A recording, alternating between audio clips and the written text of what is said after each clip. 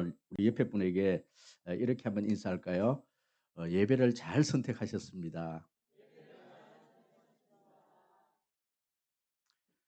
만약에 여러분들은 인생을 마치고 죽음이 얼마 남지 않은 상황이 닥쳐오면 무슨 일을 하고 싶으십니까? 후손들에게 무슨 유언을 남기고 싶으십니까? 어떤 분들은 사랑하는 사람들과 함께 여행을 하고 싶은 사람들도 있고, 또 어떤 분들은 평소에 보고 싶고 만나고 싶었던 사람들을 만나러 다니고 싶어 하는지도 모르겠습니다. 그러나 공통적으로 대부분의 사람들은 삶이 얼마 남지 않은 상황이 되어지면 사랑하는 사람들, 소중한 사람들, 가족들을 모아놓고 하고 싶은 유언의 말을 남기고 싶어 합니다. 그때 여러분들은 어떤 말들을 남기고 싶으신지요?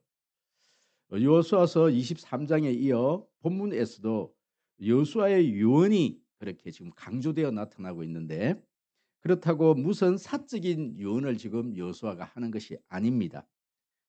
자녀들, 손자들을 모아놓고 사적인 유언을 하는 것이 아니라 이 여호수아는 민족의 지도자, 이스라엘의 모든 지파 장로들, 또 관리들, 재판장들을 모아놓고 지금 유언의 말씀을 지금 하고 있는 것이지요. 오늘 이 본문 이 말씀을 오늘 살펴보기 전에 이 지금 여호수아가 세겜이란 곳에 이 백성들을 지금 다 모아놓고 그렇게 지금 마지막 설교, 유언의 설교를 지금 하고 있는데, 이 세겜이라는 곳은 이 역사적으로 어떤 의미를 가지는지에 대해서 먼저 여러분들에게 말씀을 드려야 합니다. 여호수아가 이 마지막으로 모은 이 세겜, 왜 이 여호수아는 세겜에 이 백성들을 모았는가? 이 이스라엘 백성들에게는 이 세겜이라는 곳이 특별한 장소입니다.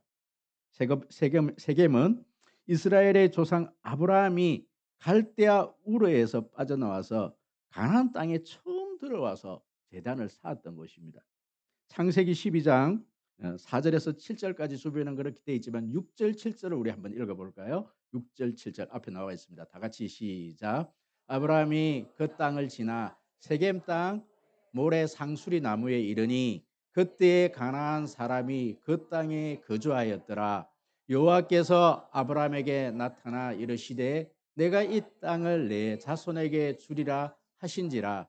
자기에게 나타나신 여호와께 그가 그곳에서 제단을 쌓고, 하나님께서 이 아브라함에게 내가 땅을 주겠다, 가나안 땅을 주겠다 그렇게 말씀하시고 하란에서 이 아브라함이 이 가나안 땅에 들어왔어요. 그래서 세겜 땅에 들어왔습니다. 세겜 땅에 들어와서 첫 번째로 한 일이 뭐냐면 그게 제단을 쌓았던 일이에요. 예, 하나님께 예배를 드렸던 것이지요. 그리고 난 다음에 이 예, 세겜 땅은 또 어떤 의미가 있는가? 여러분, 야곱이 하란 땅에서 20년 동안 살다가 가나안 땅에 다시 돌아왔을 때 이 가족들이 가져온 우상들을 다 땅에 파묻었던 곳이 바로 이 세겜 땅입니다.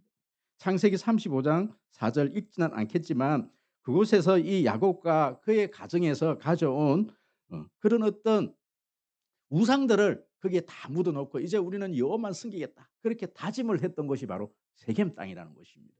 뿐만 아니라 이 여호수아서 8장에 보면 바로 세겜 땅을 중심으로 해서 두 진영, 여기 에발산과 그리심산이 이 세겜 이곳을 중심으로 두 산이 있는데, 이 에발산에서는 축복을 선포를 하고 그리심산에서는 저주를 선포를 했지요.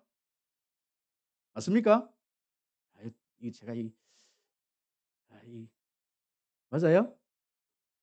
축복과 저주를 선포했던 이 에발산과 그리심산, 축복과 이 저주를 선포해 놓고 너희들이 오늘날 축복을 선택하든 이 저주를 선택하든 너희들이 선택하라 그렇게 선포를 했던 그것이 바로 세겜인 것이죠.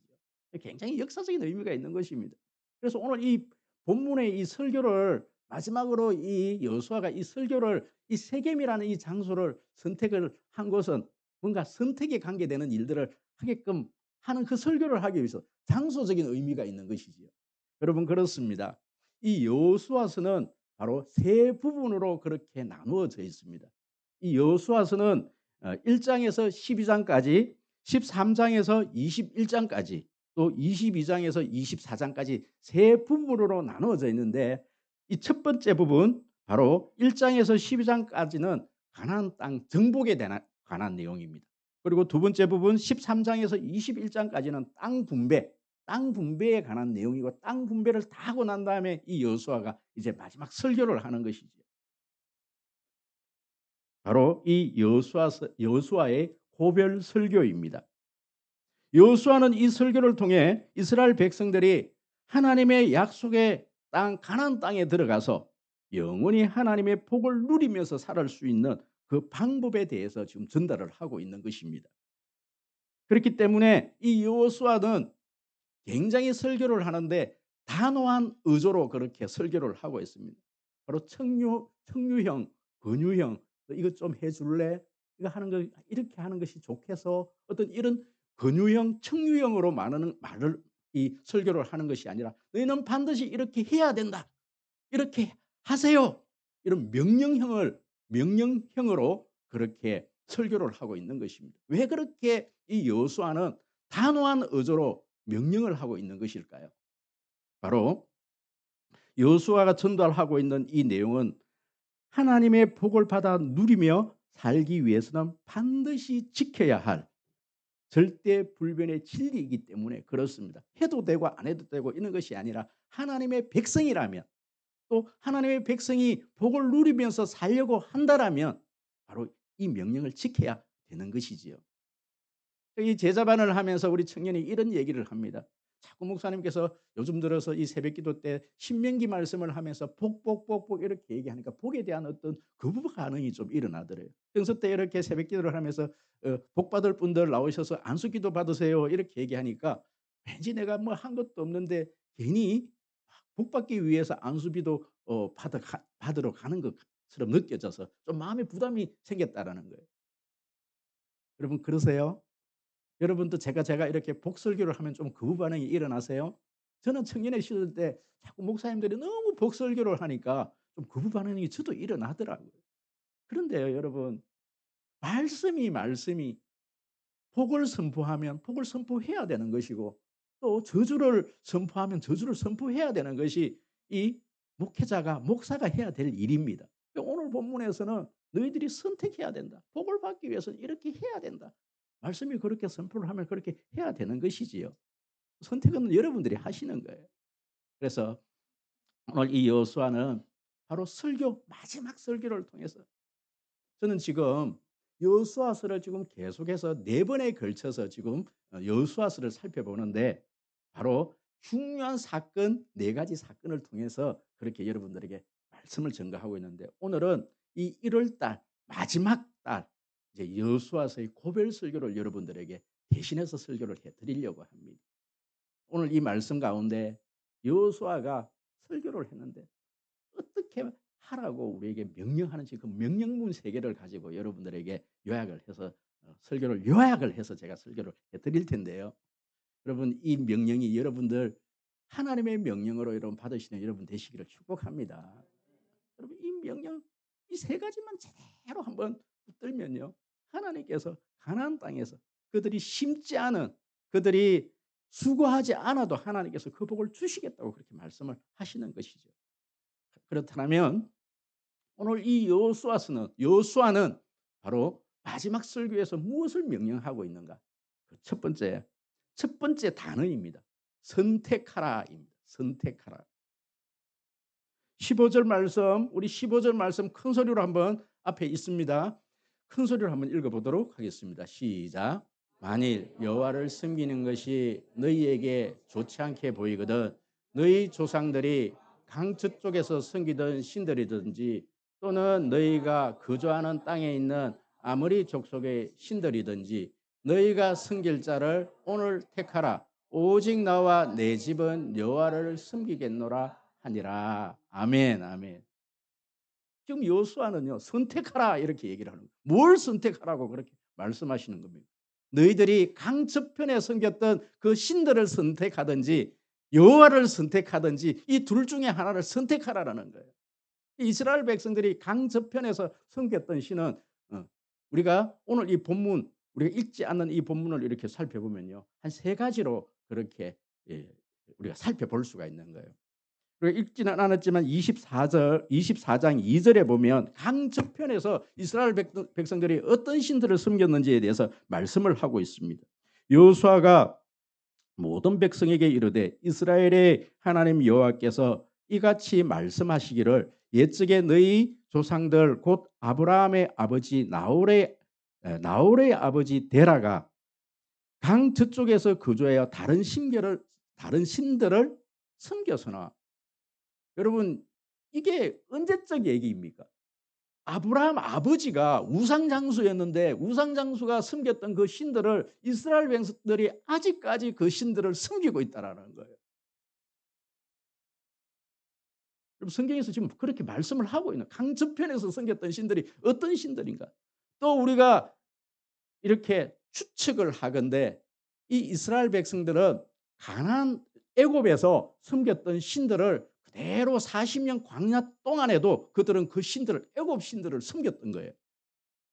그럼 시내산에서 모세가 그렇게 율법을 십계명을 받으러 간 사이에 이스라엘 백성들이 형 아론을 막 이렇게 겁박해서 그들이 금송아지 우상을 만들어 온 거예요. 금송아지 우상. 여러분, 이 금송아지, 이 우상은 저 애굽에서 섬겼던 그 신이거든요. 그거 만들어 달라라는 거예요. 그 신들을 그대로 섬기고 있는 거예요. 또 오늘 이 본문에서는 강저편에서 또 어떤 신들을 섬겼다라는 거예요? 오늘 우리가 읽었던 16절에서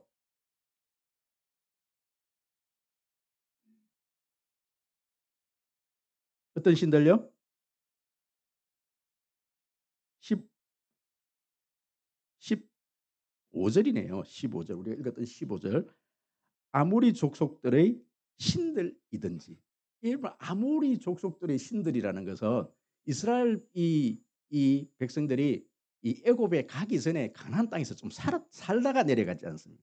살다가 내려갔던 그 아모리 신들을 그들은 애굽에서 가서도 400년 동안이라는 세월이 지났는데도 그들은 여전히 그 아모리 신들을 섬기고 있었다라는, 강저편에서 이런 신들을 섬기면서 지내고 있었다라는. 그런데요, 지금 여호수아는 그 이야기를 하는 거예요. 강저편에서 섬겼던 이 세 종류의 신들, 이것 말고도 또 다른 신들도 있었을 겁니다. 우리가 추측하건대 이 세 가지 신들인 거예요. 너희들이 이 세 가지 신들을 선택하든지 아니면 누구를 선택하라? 여호와를 선택하라. 그렇지만 나는 오늘 나와 내 가족은 누구만 섬기겠다? 여호와를 섬기겠다고 내가 선택하겠다. 너희들이 이 둘 중에 선택하라. 강저편에 있었던 신들을 선택하든지 여호와를 선택하든지 둘 중에 선택을 하라. 선택을 하라. 이방신을 섬기든지 하나님을 섬기든지 좀 선택을 하라. 여러분, 오늘날 우리들은 뭐 절에 가서 절하고 또 뭐 무당한테 가서 굿하고 교회 와서 예배드리고 이런 분들은 없어요. 적어도 여기 계신 분들은 그죠? 여기 계신 분들은 그런 분들은 없습니다. 그럼에도 불구하고 오늘날 우리는 그렇게 이방 신들을 구체적으로 드러내놓고는 섬기지 않지만 우리는 아직도 여전히 우리는 하나님도 섬기고 하나님도 섬기지만 우리가 모르는 우상들을 섬기고 있더라는 거예요. 여러분, 그 신들이 어떤 신들입니까? 그 어떤 우상들은 어떤 우상들입니까? 그럼 우리 젊은이들은 보니까요. 우리 젊은이들은 죄송하지만 이 결혼을 하고 나면 첫 아기를 놓으면요. 이 아이가 우상입니다. 대표적인 아이가 우상입니다. 여러분, 우리 이 청년들도 마찬가지고 우리 이 기존의 어른들도요. 여러분, 참 돈이 중요한데 돈이 우상입니다. 이 아이가 조금만 몸이 아프면 사실은 오늘 제가 말씀에 예배를 잘 선택하셨습니다. 이렇게 인사를 했는데 여러분, 오늘 이 예배의 자리에 아이가 아침에 아프면요. 열이 풀풀 나면요. 물론 병원에 가야 되는데 병원에 갔다가 다시 교회로 오지 않습니다. 이 아이가 우상인 것이죠. 제가 이 큰아이를 이렇게 키울 때에 너무너무 아이가 예뻐서 신대원을 다니면서 아이가 너무 예쁜 거예요. 토요일 날 와서 이제 이 주중에 이렇게 신대원에 올라가서 공부를 하고 주말에 와서 토요일 날 잠시 아이를 보고 또 토요일부터 사역을 감당을 하는데 어떤 데는 토요일 날 교회에 이렇게 사역을 하러 가기가 싫은 거예요. 이 아이가 너무 예뻐서. 근데 하나님께서 저에게 그 질문을 하는 거예요. "얘야, 이 아이가 네 우상이다. 이 아이가 네 것이냐?" 이렇게 질문을 하는 거예요. 그때 제가 "하나님, 우리 아이 제 것 아닙니다. 하나님의 것입니다." 냉정하리만큼 아이를 놓았어요. 좀 이 설교 듣고 나면 "그때 왜 나를 버렸습니까?" 또 이렇게 또 원망을 들을지 모르겠는데 정말 하나님께서 저에게 그런 질문을 하셨어요. 그럼 우리가 인생을 살아가면서 내가 선택할 수 있는 것과 내가 선택할 수 없는 것들이 있습니다. 우리가 태어날 때 우리 부모는 우리가 선택을 할 수가 없어요. 태어났더니 우리 부모가 딱 정해져 있는 거예요. 그 부모님이 아니면 제가 태어날 수가 없었던 거예요. 흙수저로 태어난 거예요. 우리 흙수저를 남겨주신 우리 부모가 딱 있는 거예요. 그건 제가 부모를 선택할 수 있는 것이 아닙니다. 그런데 그 이외에 다른 것들은 다 나의 선택에 따라서 내 결정에 따라서 그렇게 예 결정이 되어집니다. 여러분 보십시오.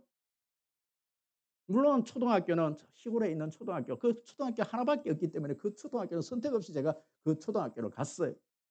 중학교도 그 지역에 16개 마을에 그 중학교가 하나밖에 없는 불교 중학교, 홍제 중학교 그 중학교 하나밖에 없었기 때문에 저는 그 불교 학교를 갈 수밖에 없었어요. 하나밖에 없었기 때문에. 그 이외에 그다음부터는 제가 고등학교를 선택하고 대학교를 선택하는 그 모든 과정에서는 그 학교를 제가 선택을 할 수가 있는 것이죠. 학교는 우리가 선택을 하는 겁니다. 이 학교를 가야 될지 저 학교를 가야 될지. 여러분 배우자를 내가 선택하는 것입니다. 누가 부모님이 "너 이 자매하고 꼭 결혼해야 돼." 그럼 요즘 그런 사람이 어디 있어요? 그 부모가 정해 주는 그러는 어떤 여러분 누구는 자꾸만 정해 달라 그래요. 그래서 제가 말씀을 드리는 거예요. 내가 선택하는 거예요. 물론 부모가 소개를 시켜 줘도 선택은 누가 해야 됩니까? 본인이 해야 되는 거예요. 나중에 자꾸 부모 핑계 대면 안 되고 아버지가 정해 준 이렇게 얘기하면 안 되는 것이죠. 내가 선택을 하는 겁니다. 뿐만 아니라 여러분 종교, 믿음의 이 종교를 누가 선택하는 것이냐? 여러분 내가 선택하는 거예요. 그래서 우리는 의지적인 결단이라고 그렇게 얘기를 합니다. 내가 하나님을 내가 선택하는 거예요. 하나님이 물론 우리에게 찾아오셔서 내한테 그런 마음을 주시지만은 그 마지막 결단은 누가 해야 되는 거예요? 의지적인 결단은 본인이 해야 되는 거예요. 본인이 해야 되는 거예요.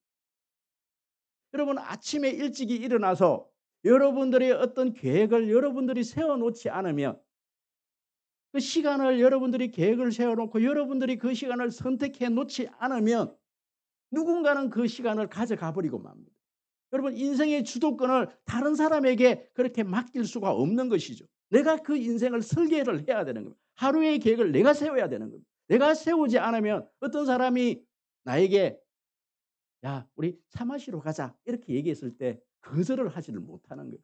그때 내가 어떤 세워 놓은 계획이 있다라면 "나는 안 돼. 그 시간은 나는 뭔가를 다른 걸 해야 돼. 약속이 있어." 이렇게 거절을 할 수 있지만 내가 그것을 세워 놓지 않으면은 그 시간에 남의 시간이 되어져 버리는 것이지요. 여러분 그렇습니다. 제가 종종 이 예화를 말씀을 드렸습니다. 미국에 남북 전쟁이 있을 때 그 남북 전쟁의 그 접경지대에 오두막이 하나 있었습니다.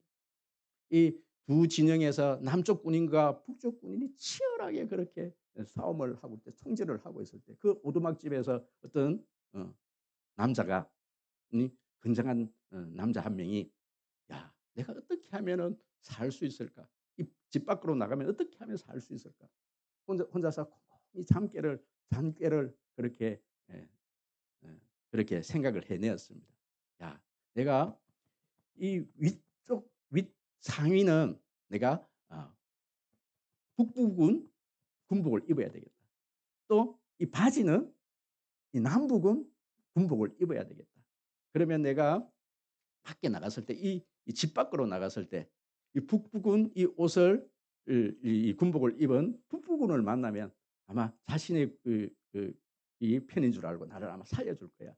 또 남부군 군인을 만나면 내 밑에 있는 이 하위 이 바지를 보고 아마 나를 자기 자신이 군인이라고 같은 편이라고 나를 살려줄 것이야.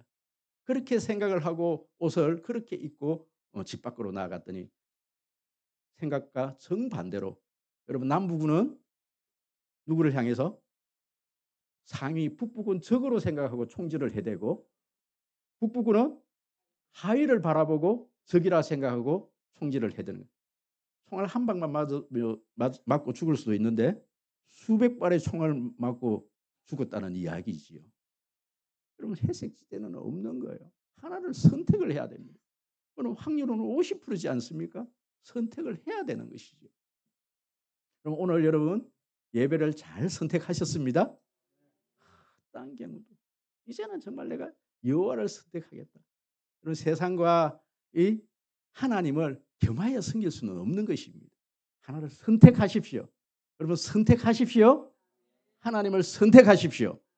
하나님의 선택을 했다라면 두 번째 명령을 들어야 되는 거예요. 선택이 되어지지 않는 상태는 두 번째로 갈 수가 없습니다. 여러분 하나님을 선택한 줄 믿습니다. 그렇다면 하나님을 선택했다라면 우리는 어떻게 해야 되는가? 두 번째 명령입니다. 섬겨라입니다. 섬겨라입니다. 그럼 오늘 이 본문 우리가 읽지는 않았지만 14절에서 21절까지 이렇게 보면은 섬겨라, 섬기다 이런 단어가 11번에 그렇게 걸쳐서 나오고 있습니다. 여러분 집에 가셔서 이렇게 동그라미를 한번 섬기다는 이 부분을 한번 동그라미를 한번 쳐 보십시오. 11번에 걸쳐서 섬긴다라는 이 말이 나오고 있습니다. 여러분 그렇습니다. 우리가 이방신과 여호와 사이에서 여호와 하나님을 선택하기로 그렇게 결단을 했다면 이제는 그 여호와 하나님을 정말 제대로 바르게 잘 섬길 것을 요소하는 그 백성들에게 명령을 하고 있는 것이죠. 그렇다면 하나님을 어떻게 섬기는 것이 제대로 섬기는 것인가? 14절 우리 한번 보시겠습니다. 우리 14절 큰 소리로 한번 읽어보도록 하겠습니다. 시작. 그러므로 이제는 여호와를 경외하며 온전함과 진실함으로 그를 섬기라. 너희의 조상들이 강적족과 애굽에서 섬기던 신들을 치워버리고 여호와만을 섬기라. 여호와만을 섬기라. 여러분 그런데 수식어가 있습니다. 온전함과 진실함으로. 여러분 여기서 온전함이란 원어적인 의미는 온전함의 뜻은 이렇습니다. 완전하다, 흠잡을 데 없다, 과실이 없는, 정직한. 여러분 진실함의 이 원어적인 뜻은 견고하다, 신뢰할 수 있다, 지속적이다, 충실하다 이런 의미를 가지고 있는 것이죠.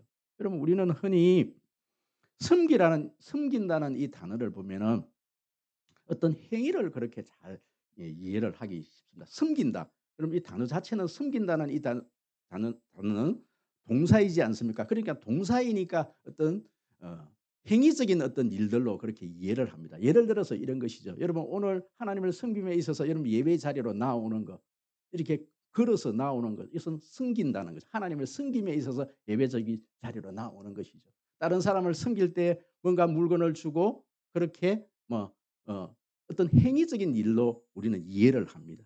하지만 오늘 이 본문에서 하나님을 섬김에 있어서 온전함으로 진실함으로 그렇게 섬기라는 것은 이것은 행위적인 이야기를 하는 게 아니에요. 온전함과 진실함은 우리 마음의 문제를 얘기를 하는 거예요. 여러분 보십시오. 우리가 하나님을 섬길 때에 이 신명기 여러분 신명기 15장 21절 말씀 하나님을 섬길 때 어떻게 섬겨야 될 때 우리 새벽에 이렇게 살펴본 내용인데요. 어떻게 하나님의 예물을 가져올 때 그 예물에 대한 이야기를 지금 이렇게 하고 있거든요. 한번 읽어볼까요? 시작. 그러나 그 짐승이 험이 있어서 절거나 눈이 멀었거나 무슨 험이 있으면 내 하나님 여호와께 잡아들이지 못할지니. 여러분 험이 있거나 절거나 눈이 멀었거나 이런 것은 안 된다. 이런 거 가져오면 안 된다. 여러분 근데 한번 볼까요? 말라기서 1장 12절 13절 한번 볼까요? 말라기서 다 같이 큰 소리로 읽습니다. 시작. 그러나 너희는 말하기를 여호와의 식탁은 더러워졌고 그 위에 있는 과일은 먹을 것은 경멸히 여길 것이라 하여 내 이름을 더럽히는도다. 만군의 여호와가 이르노라. 너희가 또 말하기를 이 일이 얼마나 번거로운 거 하며 코두숨 치고 훔친 물건과 저는 것과 병든 것을 가져왔느니라. 너희가 이같이 봉헌문을 가져오니 내가 그것을 너희 손에서 받겠느냐? 이는 여호와의 말이니라. 아멘, 아멘. 신명기에서 너 이런 건 안 된다. 저는 것, 눈먼 것 이거 가져오면 안 된다. 분명히 신명기에서 말씀을 했는데 가나안 땅 들어가기 전에 하나님께서 말씀을 하셨거든요. 모세를 통해서 말씀하셨거든요. 그런데 이스라엘 백성들이 가나안 땅에 들어가 갖고 이제 이게 지금 사사 시대를 끝내고 왕정 시대를 끝내고 이 이스라엘 백성들이 완전히 타락해 갖고 바벨론에서 아수르에 의해서 망하기 직전의 이스라엘의 모습이 말라기서의 이 이스라엘의 모습입니다. 그들은 어떻게 가져왔다고요? 훔친 것을 가져오고 저는 것을 가져오고 눈먼 것을 가져오고 하나님께 드리면서 우리는 예배를 잘 드리니까 우리는 철저히 지금 하나님께 제사 잘 드리고 있다. 이렇게 얘기를 하는 거예요. 하나님께서 아니다. 너 제대로 못 드린다는 게 우리가 언제 그거 잘못 드렸습니까? 또 이렇게 반문을 하는 내용이 말라기서 내용입니다. 여러분 이게 말라기에서 그렇게 이제 이렇게 말라기 선지자가 구약의 마지막 선지자로 딱 이렇게 말씀이 종결이 되어지고 400년 동안 침묵기가 지나고요. 딱 신약 시대에 예수님께 오실 때에 서기관과 바리새인과 제사장들이 어떤 모습이 있느냐면 이 제사장들이 제사를 지냈는데요.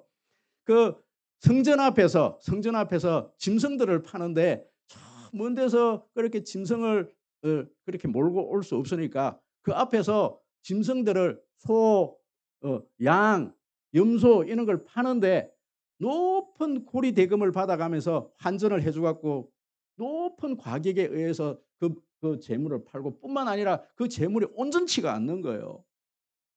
눈먼 거 막 이렇게 막 저는 거 이런 것도 막 높은 가격에서 가격으로 제사장들이 재물을 그렇게 팔아서 이 제사를 드리게 하는 거예요. 그래서 예수님께서 막 성전을 다 엎어버리고요. 예수님께서 막 이렇게 그 성전 안에 있는 이 소 냄새 나는 그 똥을 치우라 그러고 막 성전을 엎어버리니까 이 성전을 헐어버리라. 이제 성전이 필요 없다. 더 이상 성전이 필요 없다. 이렇게 얘기하니까 서기관과 바리새인들이 또 제사장들이 이 성전 없으면 우리 먹고 살 길이 없는데 그러면서 예수님을 십자가에 못 박아 죽여버리는 거예요. 그럼 제사 때문에 여러분 이스라엘 예수님께서 오실 그때는요.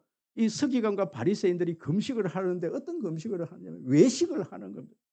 외식은 밖에 나가서 밥 먹는 거 외식 아닙니다. 인척하는 거, 인척하는 거.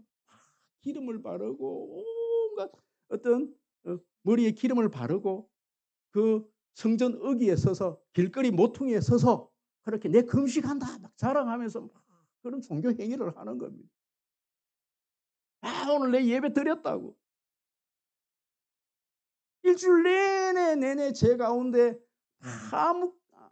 아무렇게나 그렇게 살다가 지금 이 자리에 앉아서도 전혀 내 마음에는 하나님을 예배하고 싶은 그 마음이 전혀 없는데 이 자리에 앉아와서 그냥 찬송 드리고 주일날 예배 한번 드렸다고 내가 오늘 예배 드렸다고 내가 하나님 잘 섬겼다고 그런 얘기를 하는 거예요. 여러분 어떻습니까? 하나님 선택하셨습니까? 선택하셨기 때문에 오늘 이 자리에 오셨겠지요. 그렇다면 오늘 이 예배 드리는 우리가 이 재물인데 저와 여러분들이 재물인데 일주일 동안 어떻게 살고 오셨습니까? 내 마음의 상태가 지금 어떻습니까? 아니 내 마음속에는 부글부글 끓고 있지 않습니까?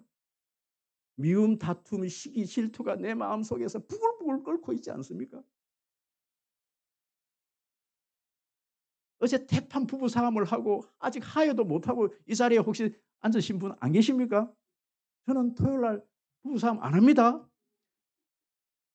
부부 싸움을 하고 나면 이 자리에 설 수가 없는 거예요. 설 수가 없는 거예요.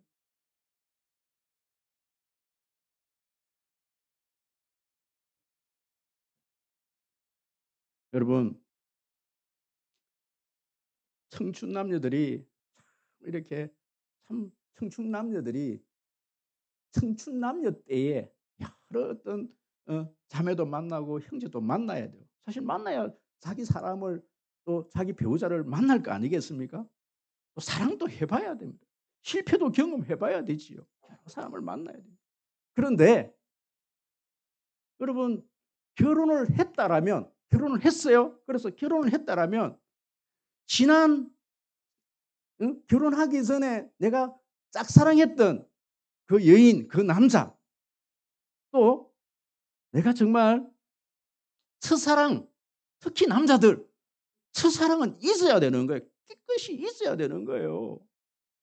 그 첫사랑이 줬던 그 반지 아직까지 책상 안에 그대로 10 년이 지났는데 20년 지났는데 그 반지 그대로 이어 놓고요. 그럼 지금 이 부인하고 산다라면 여러분 그것을 우리는 뭐라 그럽니까? 외도 전문 용어로는 바람났다 이래 얘기하지 않습니까? 그럼 그거는 안 되는 거예요. 안 되는 겁니다. 그럼 지금 결혼했다면은 이 남자에게 이 여자에게 충실해야 되는 거예요. 그럼 지금 제가 지금 결혼 얘기를 하는 겁니까? 우리는 하나님과 예수 그리스도와 여러분 결혼했습니다. 그렇다면 다른 어떤 우상에게 다른 데 여러분 마음을 가서는 안 되는 거예요.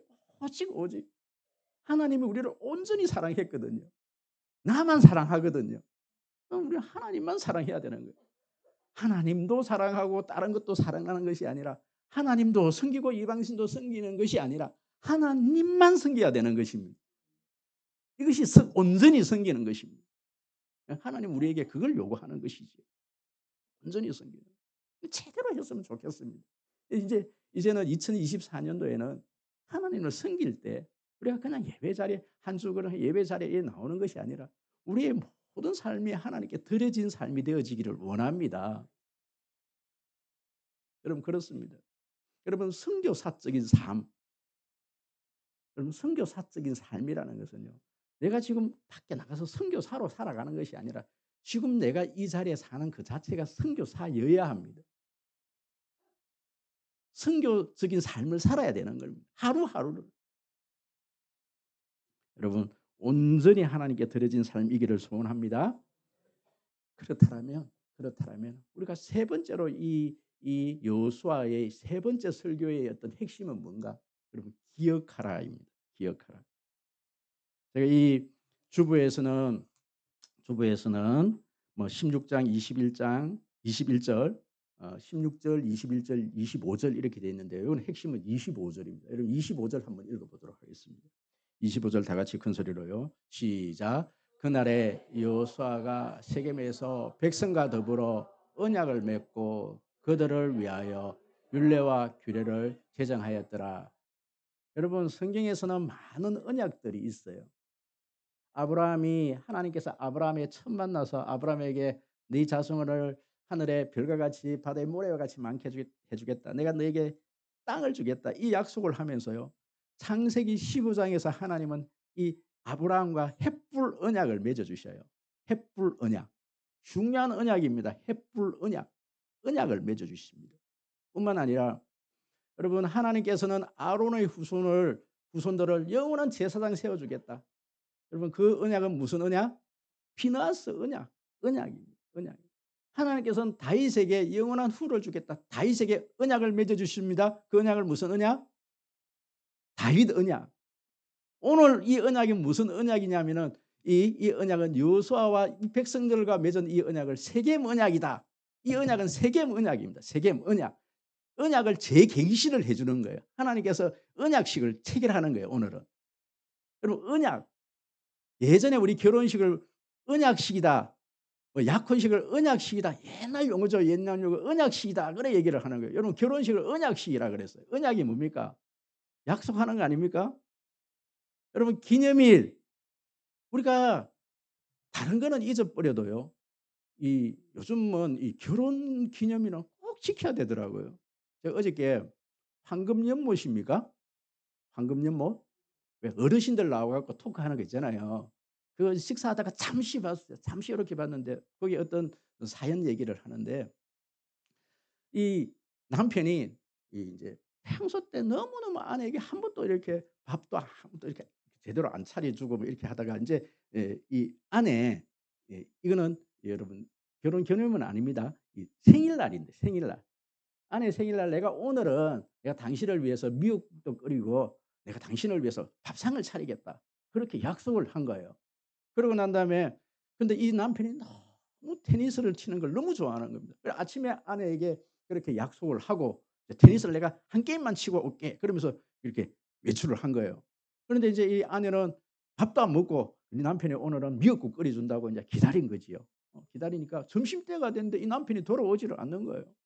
그래서 이 아내가 너무 화가 난 겁니다. 화가 나고 배를 쫄쫄 굶고 있는데 이 남편이 몇 시에 들어왔느냐면 4 시에 들어온 겁니다. 그래도 4 시에 들어와 갖고 어 그래도 그때라도 이렇게 사실은 이 미역국은 아침 점심까지는 먹지만 저녁에 미역국을 먹는 일은 없거든요. 그래도 이 아내는 기대를 한 거예요.